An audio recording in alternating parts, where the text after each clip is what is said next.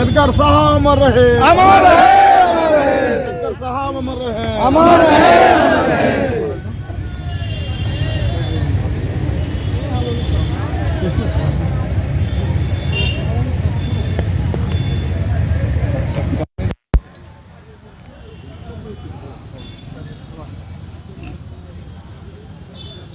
बाबा भीमराव अम्बेडकर अमर हैं, अमर रहे, अमर रहे। अम्बेडकर अमर हैं, अमर रहे, अमर रहे। प्रमोद भैया जरा सा आज 6 दिसंबर है, बाबा साहब की पुण्यतिथि है। आप आए हैं चौकीदार वफादार के समर्थन में, क्या कहना चाहेंगे? हम सबसे पहले संविधान निर्माता बाबा साहब भीमराव अम्बेडकर जी के प्रति श्रद्धासुमन अर्पित करते हैं और उसके बाद चौकीदार दफेदार संघ के द्वारा जो हमारे साथी हैं, जो विधि व्यवस्था को दुरुस्त करने में जो निचला इकाई होता है वो सब मजबूत कड़ी हैं। इनके बिना विधि व्यवस्था सुधार नहीं संभव है। तो अभी हम देखेंगे इनके जो भी समस्याएं हैं, हमारा प्रयास होगा कि इनकी समस्या को हम माननीय मुख्यमंत्री तक पहुंचाने का काम करेंगे। और जो जन्मी समस्या, कई बातें इन्होंने हमको बताया है जो बिल्कुल रूप से जन्मी गैर जन्मी नहीं है, जिसको आसानी से किया जा सकता है, उसमें कोई वित्तीय भार भी नहीं है सरकार की। तो कुछ मांगे हैं, उस जो महत्वपूर्ण मांगे हैं उसको हम कोशिश करेंगे माननीय मुख्यमंत्री से बात करके समाधान कराएं। चूँकि ये जो हमारा बेस है, बेस मजबूत नहीं रहेगा तो हम विधि व्यवस्था को कंट्रोल नहीं कर सकते हैं। और दफादार और चौकीदार ज़मीनी हकीकत को जानते हैं, ये कौन अपराधी है, कौन क्राइम करता है, कौन अपराध करता है। और गांव में जो भी आपसी झगड़े जो होते हैं, इस ज़मीनी विवाद है, इस सारे विवाद को असली रूप से चौकीदार और दफेदार ही जानते हैं।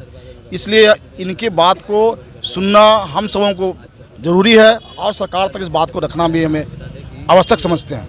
भैया समस्या ये है कि चौकीदारों के साथ शोषण किया जाता है, उसे कई तरह के केस में फंसा दिया जाता है, जैसे दारू के मामले में काफ़ी दर्द ये लोग बताए हैं, उस पर क्या करें? हाँ ना, उस पर हम विचार बात करेंगे। चूँकि पहले तो ये था कि इन लोगों का जो नौकरी रेवेन्यू डिपार्टमेंट से होता था, सीओ और डीएम के द्वारा होता था, लेकिन इधर शायद जानकारी हमको मिली है कि इसको पुलिस अधीक्षक के कंट्रोल में कर दिया गया है, जिसकी वजह से भयभीत रहते हैं चौकीदार लोग। चूँकि थाना प्रभारी अनुशंसा कर देंगे, उनको कार्रवाई हो जाती है। तो इस पर भी ये बहुत महत्वपूर्ण सवाल है, चूँकि शुरू से ही परंपरा रही है, या शुरू से प्रावधान रही है कि सीओ और डीएम के अधीन ये लोग काज करते थे, जिसके वजह से इन लोग स्थानीय थानादार के प्रति जो रवैया रहता था उसको भी इन लोग गोपनीय ढंग से बड़ी अधिकारी को बताते थे। लेकिन आज इनकी स्थिति कमज़ोर हो गई है, इसलिए बता नहीं पाते हैं। जिससे हमारा भी हम जो सरकार जो चाहती है विधि व्यवस्था को ठीक रखने में, उसमें भी हमें कमजोरी महसूस हम लोग कर रहे हैं। इस पर भी हम लोग बात करेंगे, देखते कोशिश करेंगे कि इनकी जो जमीन मांग है और जो पहले से परंपरा रही है, जब इन लोग जिलाधिकारी और अंचलाधिकारी के अधीन रहा करते थे तो उसी के अधीन रहे।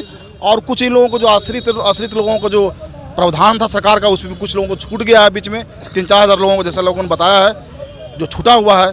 जब सरकारी प्रावधान है, सरकारी नीति है, और किसी सरकार के पदाधिकारी के गंभीरता नहीं लेने की वजह से इस तरह की छूट गई है, तो उसको लागू कराने की कोशिश करेंगे। एक मामला और था भैया, जो ये लोग को स्टेशन का मामला था कि अगर पिताजी 2 महीना पहले अगर रिजाइन दे देते हैं तो उनके जगह पर हम लोग जा सकते हैं। उसके लिए कई लोग ऑफिस का चक्कर लगा रहे हैं, आदेश निकल चुका है, लेकिन उस पर इन लोग को कोई कार्रवाई नहीं हो रही है। न देखें कहाँ प्रावधान में कहाँ कमी हुई है, उसके लिए सरकार की जरूरत, नीति बनाने की जरूरत पड़ेगी तो नीति बनाया जाएगा।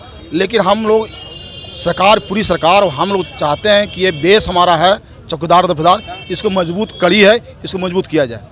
इसी के सूचना से थाना मजबूत होता है, थाना कुछ करता है। और ये लोग आज रोड पर हैं, इन लोगों को थाने में रहना चाहिए था। कहीं ना कहीं लगता नहीं है कि इन लोग के साथ शोषण हो रहा है? तो कुछ तो है, कमी हुई है, लेकिन सरकार का असर से नहीं है। स्थानीय लेवल पर लोगों ने, स्थानीय प्रशासन ने कुछ गड़बड़ी की है, तो इसको देखेंगे और हम बताने की कोशिश करेंगे, समझाने की कोशिश करेंगे विभाग को भी और सरकार को भी, जो छोटी मोटी कमियां के कारण इन लोगों को जो तकलीफ़ें हो रही है। हम तो शुरू में कह दिया कि हमारा बेस है चौकीदार दफेदार, निचला कड़ी है, इसी के माध्यम से हम सारा इन्फॉर्मेशन कलेक्ट करते हैं। वहाँ थाना इंचार्ज हो या जिला के जो बड़ी अधिकारी हैं कलेक्ट करते हैं। तो इसको मजबूत रखना। क्या कहना चाहेंगे भैया? 6 दिसंबर है आज, बाबा साहब का पुण्यतिथि भी है।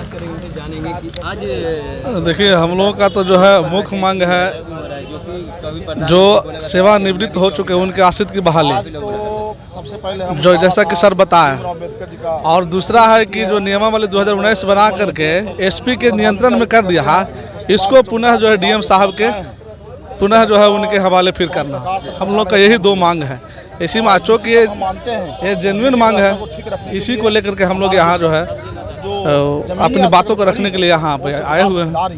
इन लोग की मांग है सर कि समस्या बहुत बड़ी है, क्योंकि 2 महीना डिस्टेंस उस पर क्या ये देखिए, उसमें जो है 2 महीना स्वैच्छिक सेवानिवृत्ति के तहत बहाली हो रही है, उसमें कहीं लेकिन किंतु परंतु नहीं है, मगर ये कहीं कहीं प्रशासनिक जो है जो डील करने वाले बाबू हैं उनके द्वारा कहीं कहीं विलम्ब हो रहा है, और बाकी जो है स्वैच्छिक सेवानिवृत्ति के तहत बहाली हो रही है, उसमें कहीं कोई प्रॉब्लम नहीं है। हाँ, विलम्ब हो रही है, वो प्रशासनिक चूक के कारण विलम्ब हो रही है। इसको भी हम लोग इसी के लिए तो हम लोग यहाँ बैठे हुए हैं कि उसकी उस समस्या है जो उसको भी जो है समस्या को दूर किया जाए।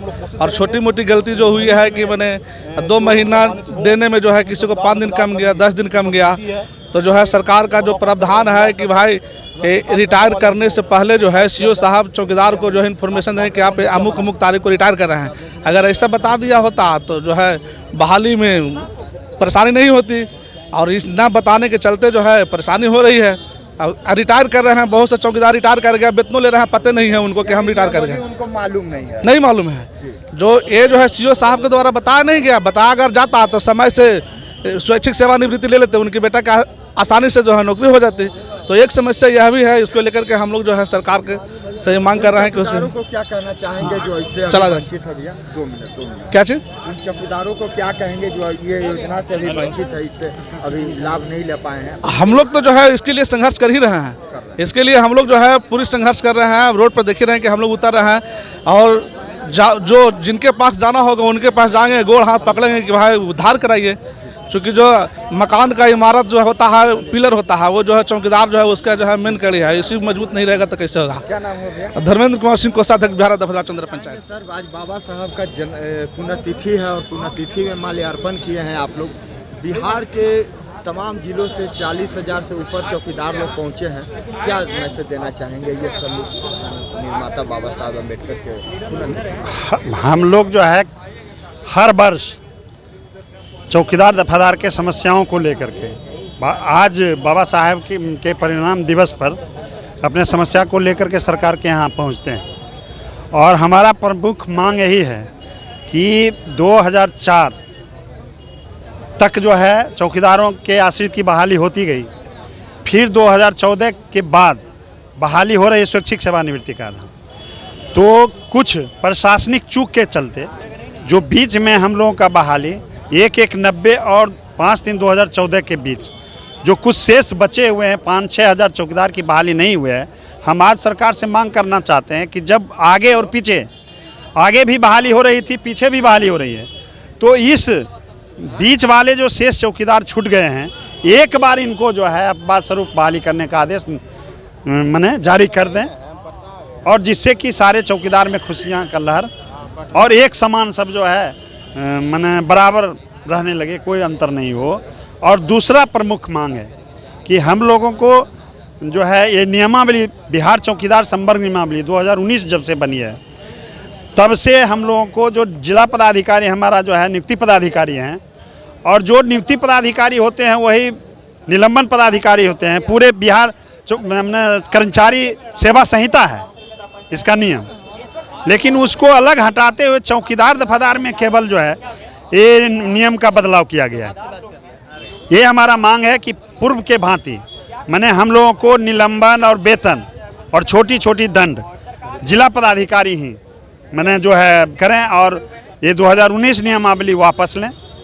जो हताश हो गए भैया, उनको क्या कहना चाहेंगे? जो हताश हो रहे हैं उनके लिए हम लगातार जो है जिला से लेकर के थाना से लेकर के हम लोग यहाँ सड़क से सदन तक जो है उनके लिए हम संघर्ष कर रहे हैं, और आज भी हम संघर्ष कर रहे हैं उन्हीं के लिए जो हताश हो रहे हैं, जिनकी 2 महीना पहले वो आवेदन नहीं दे सके, जिसके चलते प्रशासनिक चूक, चौकीदार दफादार की चूक नहीं है, प्रशासनिक चूक क्या है, माने हम लोग आवेदन देते हैं और आवेदन को लिखते हैं कि हम लोग इच्छित सेवानिवृत्ति दिनांक इतना को हो गए, होना चाहते हैं, लेकिन प्रशासन की ओर से उसकी स्वीकृति की चिट्ठी थाना नहीं जाती है और ना तो जो है अंचल जाती है, जिसके चलते उनका वेतन भी पूरा भुगतान हो जाता है और वो नियुक्ति में बाधाएं आ जाती हैं। चिट्ठी कहीं ना कहीं दबा दी जाती है, दबा दी जाती है और उस पर पहल नहीं करते हैं। प्रशासनिक कर्मचारी जो जिला के कर्मचारी हैं सामान्य शाखा के, उस पर अमल नहीं करते हैं। उसको